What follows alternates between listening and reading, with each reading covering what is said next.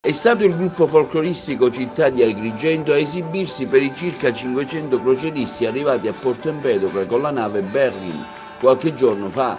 A guidarlo il bravo Riccardo Cacicia, anima della stessa compagine folcloristica agrigentina, raccogliendo ampi consensi. L'esibizione è avvenuta all'interno della nave, riscuotendo vivaci apprezzamenti per le musiche popolari e tradizionali, tipiche agrigentine e siciliane che hanno eseguito davanti ai passeggeri della nave da crociera presenti durante la loro pausa di relax.